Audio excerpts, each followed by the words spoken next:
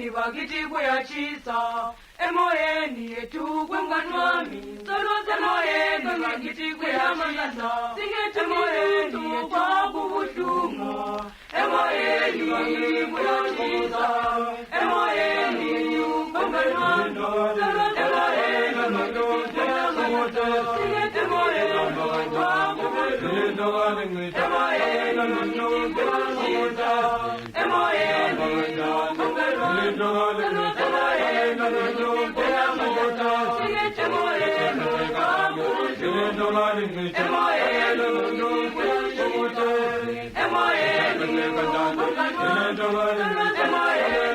It's a good morning to you. Welcome to Asake Online. My name is Zenzele Ndebele.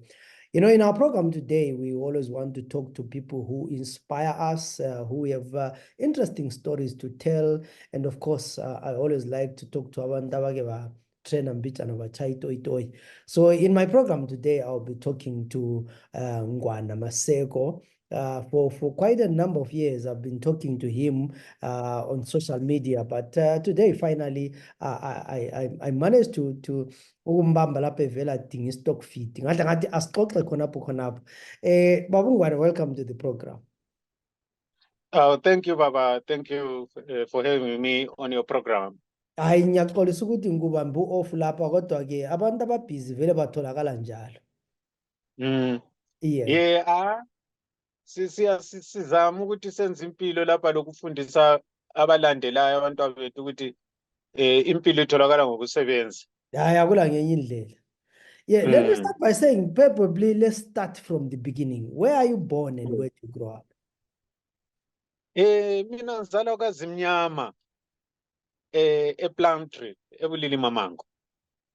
Kodwa ngesikhathi ngizalwa okuyisitikitane engangikuthwele ngaze ngaya ku form 4 sesiyathatha ama birth certificate kwakubhalwe place of birth Ramahwebane ngoba sizalwa thina ngesikhathi sethu sizalwa ama 1960 idistrict yethu yayithiwa iRamahwebane nxa usukela nje khona pha kubo Zimnyama oSabeni ovaka sasingaphansi kweRamahwebane. I think iRhodesia leBotswana babengakavumelani kuhle ukuthi delineation of the boundary hambanga, but sagcina of course singama Rhodesians by hook or crook. You could have used your birth certificate to be a Botswana citizen. Yeah, abakhona abantu bakithi sibili abanye ngesikhathi sombhuqazwe abachaphayo bazihlalele eBotswana lalamhla lokhu balokhu beyakhila abanye abangakithi ke oThuteng labanye oMaseko abangakithi sibili baseBotswana. Yeah, you know, your name, you know, each time I try to Google your name is always Ngwana Maseko, you know, the founder of the Kombani Ngoni clan, and I have to go through. So how do you get this name? Ubaba wami uzalwa indoda yethu nguZulu kodwa bona ngolimi lwakibo bathi uTulu isiSwazi bebeyakhele emacingwana besuka emarula ngesikhathi indawo lezana zithathwa kusenzwa amaplazi kuyikuthi basuke njalo endaweni eyayithiwa uMtilikwe eNyanda namhlanje okuthiwa yiMaswingo besuswa futhi endaweni zeneziyana ngenxa ukuthi amabhunu babeloke bethatha imizi izindawo bexotsha abantu basuswa eNyanda baya kwakhela emarula basuswa emarula bazokwakhela kweZimnyama. I'm sure uTirikwe namhlanje lo sitwa ngumtirikwe. Yes, ithiwa ngumtirikwe yena yayithiwa umtilikwe abadala nxa besitshela bathi kwakuyi area eyayakhe abantu bamaSwazi noma ungahamba khona namhlanje uzathola abantu othiwa ngomapako loba nje sebezikhulumela isitshona ungababuza bayakutshela ukuthi hayi thina singamaswazi uzathola abantu okuthiwa ngondawana ungababuza kahle nje bayakutshela ukuthi hayi singamaswazi uzathola abantu okuthiwa ngoNdebele bagcwele kuzenezani area nxa ubabuza kahle uzwabe kutshela bethi hayi thina singamaswazi ukuthi sasakhele khona phana ngesikhathi kufika umzilikazi wathola sikhokhelwe indlovukazi ethiwa nguNyamatana ngesindebele bathi nyamazana kodwa yena wayethiwa nguNyamatana. Yiko abantu bakithi how they were integrated to become amaNdebele. Kuyikuthi labo baqamukene abantu laba ngoba sehlulwa isizwe sakithi, sehlulwa ngugasa. Sithe sehlulwa isizwe sakithi saqamukana. uNgwana Maseko lapho engithola khona ibizo mina wayevele sebhubhile, lalapha ngcwatshe khona siyakwazi thina abanikazi bakhe. Kodwa isizwe sakhe sasesiqamukene, abanye yibo abahamba la, lo mama lo owayethiwa uMagadlela wahamba laso isizwe lesi Queen Regent. Ngapha kwasala iQueen Regent, abantwana bakahlatshwayo laba babethiwa ngabakaXaba. uNyamatana laye wasala Queen Regent yesinye isizwe samazwa ngendaba esasele ngemuva nga. Laba abangakithi abahambayo yibo laba abatholakala eMalawi leZambia namhlanje abathiwa ngamagomani. Yeah. Yeah, so wena ukhule elokuza endaweni yezimnyama lapha. Ezempilo ezuhamba nini? Yeah. Empini sithe ngo-19 ngizayiqalisa ngathi ngo-1975 sengise-secondary eMpophoma High School, ngangihlala eSizinda.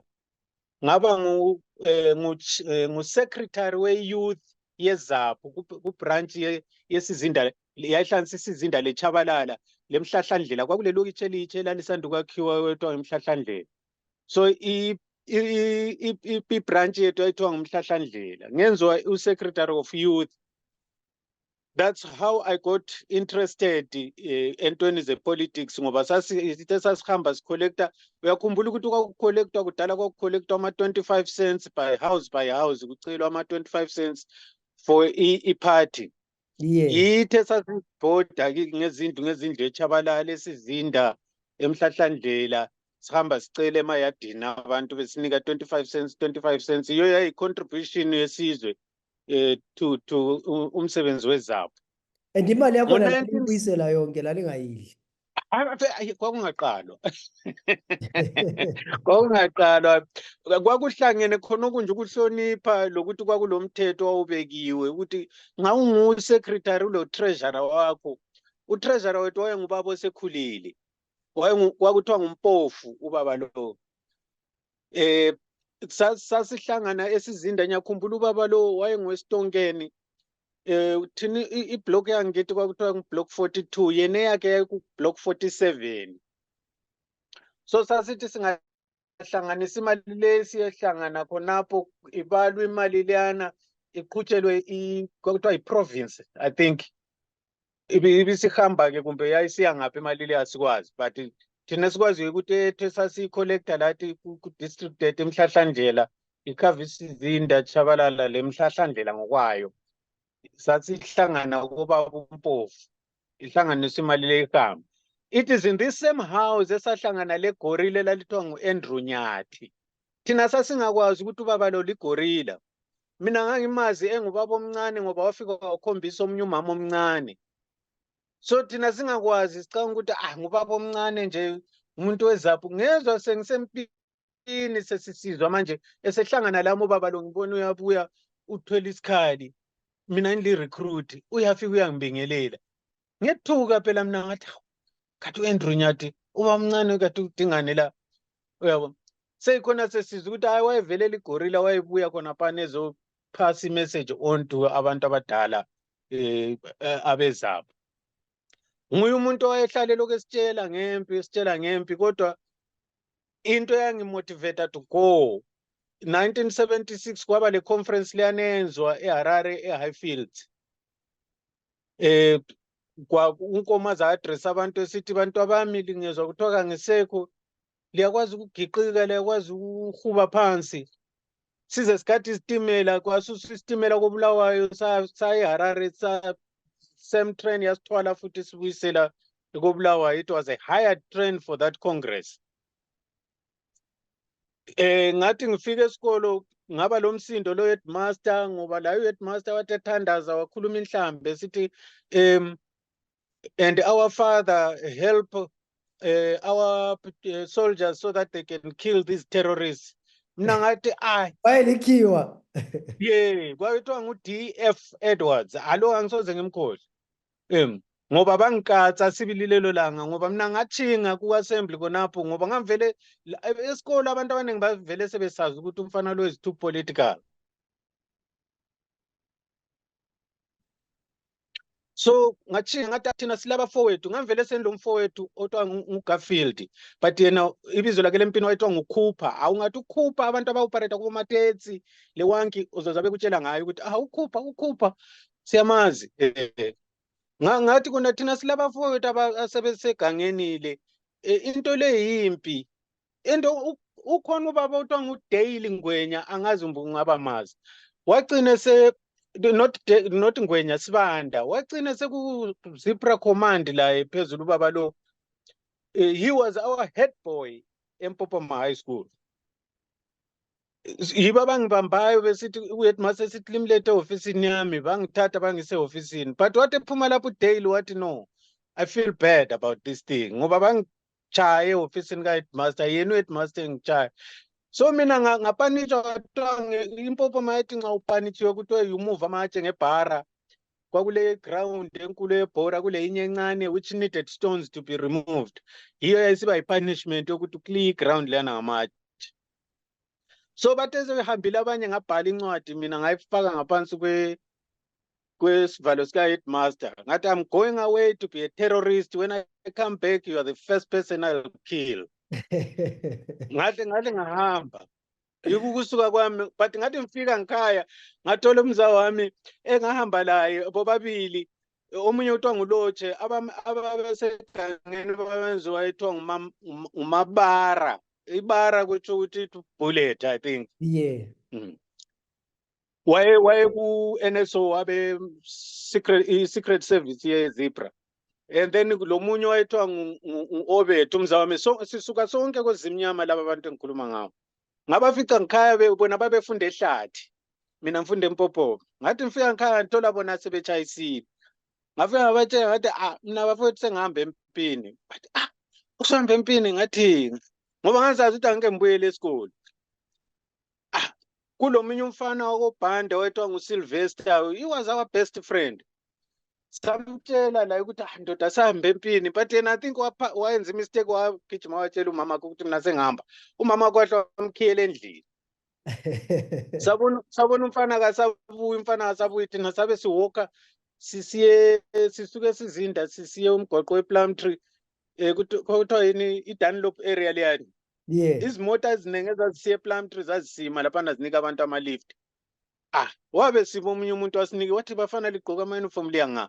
Thina sathi siye ekhaya sifuna ukuya kubona ugogo sibhala ama-exams so kwakungama-December 76 sathi sibhala ama-exams so siyaphumula sinobona ugogo then siyaphenduka ngeTuesday sile enye exam futhi esibhalayo. Umdala wasinika innocently he gave us a lift ozwasitshiya ePlumtree. Sathi sisuke ePlumtree sathola enye lift futhi eyasitshiya kozimnyama. Vele sangena ngikhaya nje ilanga selingani liyatshona. Ugogo yamangala bafana kwathini muwane ubala kanjani. Thina hayi sile short holiday esikolo njengoba sibhala ama-exams. Abe sithi ugogo umalume uNdebele ungigamulela inkuni esithi usigabadi kwakulo malume ongumakhelwane. Wathi ungigamulela inkuni zami ethomba ngale. Amadonki ngizwa kuthiwa ngemva ngale kwedombo haba lihambe lithatha amadonki inqola nansi right. Liyembuthela inkuni zami ekuseni thina gogo sakwenza lokho kathina siyazi ukuthi siyamrobhusa lokazi. Savuke kuseni sichaya phansi. Siyachaphura amakhwebane nalo mfulu engibona ipikitsha yakho uchapha. Yeah. Yes. Sachapha sangena eBotswana. Yikuhamba kwami empini sifike eBotswana isitolo lesane sasithiwa ngesakoJakala sesiseraMakhwebane. Sasihamba siyothenga kiso vele is shorter distance usuka ngikhaya usiya koJakala than ukuya ePlumtree town.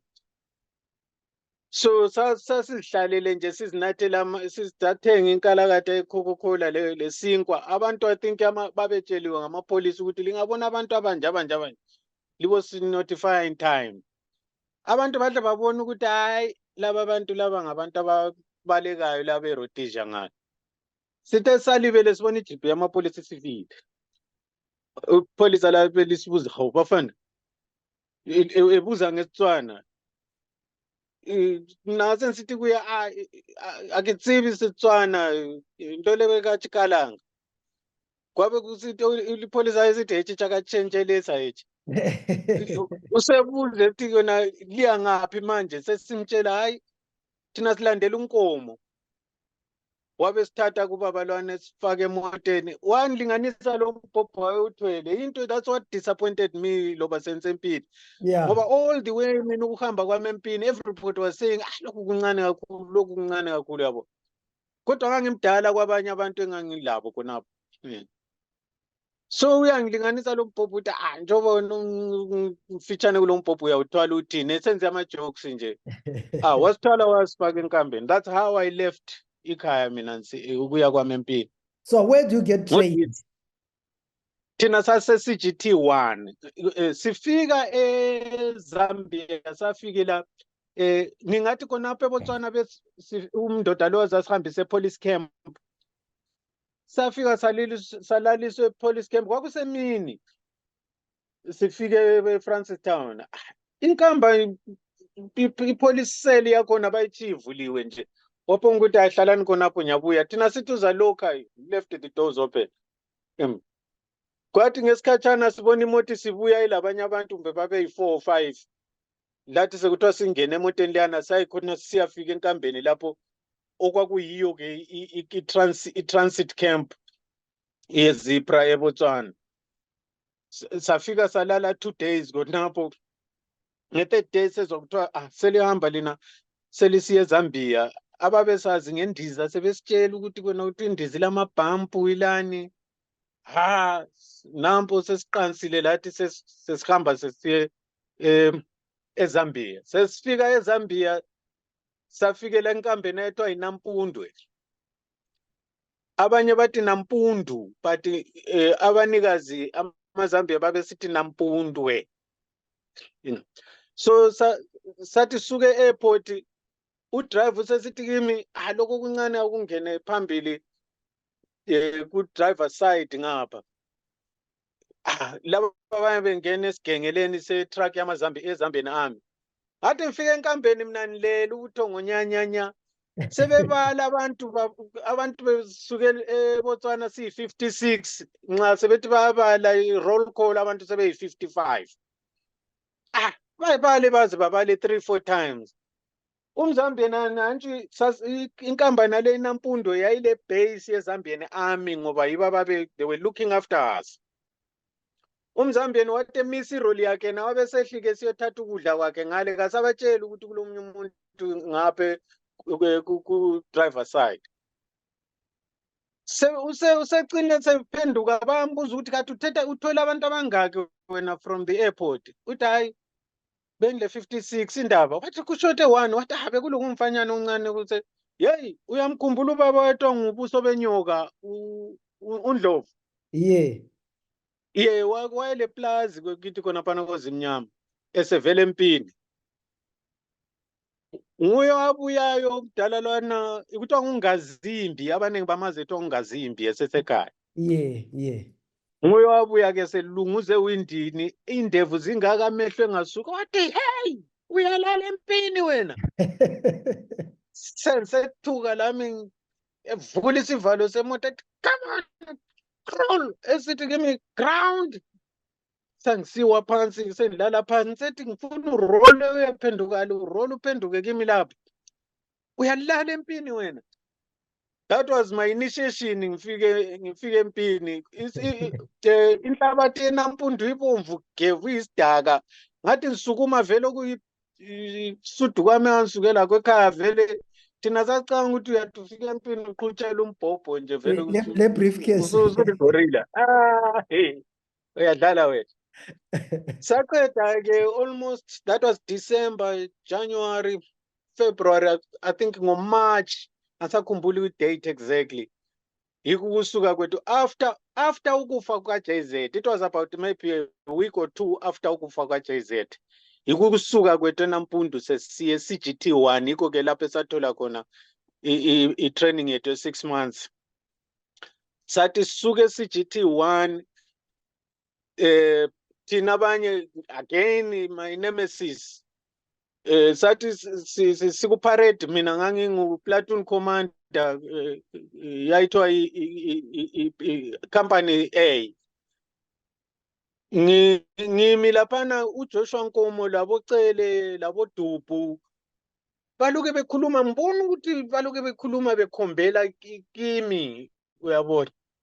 Ucela usebuya kimi efike ethi wena mfana uleminyaka emingaki? Yabo. Ngoba kwase kukhethwa ama-units ayekhaya, kukhethwa abanye ababefundile ababesiya kuma-further training eRussia as commanders or advanced weaponry and so forth. Olwakithi lwabe luqamba amanga shaya ngebhongo ngithi only 19. Ucele wathi wabuyela kuNkomo wafika ngabona bekhuluma ukukhanya uNkomo eloku enyikinye ikhanda ngani uyasola. Waphenduka ucele wafika kimi wathi akuphakamisa ibhrugwe sibona. Whereas that was embarrassing to me, commander. Besides that nje ngangibona ukuthi kona this is the end of my way ngoba sasisitshelwa amanye amagorilla vele ekhaya ukuthi hey phambili ngale kunje lathi sile enthusiasm enalana ukuthi lami sensiyakulwa sensiyachaywa ngoba lathi sasiuthatha njengawo amabhunu ababethola ngani ukusishaya kulula lathi sasibona ngani ukubachaya kulula. Awusicabanga ngeheadmaster wamTMPopo. Yeah, mina vele ngangicanga ukuthi I need to go back and establish my lokuzeni. So ucela uthe sengikhangele, I must admit, although it might be embarrassing at this age, I'm 65 now. Ukuthi umuntu wangikhangela ucele wathi akulanzinza lokho. Inhlamba of course kodwa that's what he said uyabona. Wabebuyela bekhuluma lo Nkomo wasesikhipha uNkomo and I broke down and cried. Yabo. So ngathi ngikhala uNkomo he berated me. Yabo. Ukuthi akula sotsha elikhalayo and so forth but it was uncontrollable. I just felt I'm done. Ngoba ngambona abanye ngisazi ukuthi I'm older than them. But mina ngilomzimba omncane naturally yabo. Yeah. So njalo sekuhlangene ukuthi babe I was still about 17 years old. So uNkomo wasesitshela ke ngemithetho ye-United Nations vele I don't think ukuthi sasimlalele ekhuluma basikhipha sasiyi-7 esasikhichiwe khonapho ngiyakhumbula omunye umfana wathi uMalapela I can't remember some names man kuyangani kuyacicha but sakhitshwa siyi-7 kwathiwa hayi you are too young to go and fight. Thina sizama ukuthi silandele to the book. Yikho lapho engimbonga khona uJoshua Nkomo. Some people may not understand him, but mina as a human being and with the experience I've gone through, lokubona ilizwe lethu the path it has taken, I think that old man had a vision. Wayethatha lokhu wahlanganisela lokhu wahlanganisela kwana angiyambonga ukuthi kona he respected laws. Wayesazi ukuthi kona if you are a young kid ungaya banjwa ama-Rhodesian forces ngale they will parade you. Yeah, kuyadwa i-child soldier. Yabo. Yeah, ukuthi khangelani ukuthi bathatha abantwana bebasempini and so forth. Yeah. So that I think was an honorable thing on the part of ZAPU and its leadership. So yikukwehluleka kwami ukungena ekhaya ngo-77 abanye sebengena ekhaya. Mina sekuthiwa hayi you are young. Kodwa kwathiwa if you guys want to make a point in life, that's why abantu abaningi bengazi. Ngoba ngaba ngu-instructor for a short while eNampundu ngasensiswa eJZ. So there are a lot of recruits who went through my hands eNampundu. Abanye babembiza besithi nguchatha ngoba I've got a birthmark ekhanda. So babe sithi instructor uchatha. Abanye babe sithi ngushanishani ngoba antsho sasiphila lamaZambia. Yeah. So amaZambians babe sithi shani yonke into ayibuza shani ukuthi shani ukuthi how is it or what is this uyabona. Yeah. Shani fwaka boy. Ungangenzela ungenza igwayini kutheni ungiphi igwayini mfowethu shanichi kuyini lokhu and so forth. So lami ngase ngikujayela ukulandela ulimi lwabo mfowethu shani. So ama-recruiter amaningi base bekhuluma uzwa bethi okwe-instructor lokona ugijana ushani. Yeah, kwase it was one of my nicknames. That's how a lot of people have known me.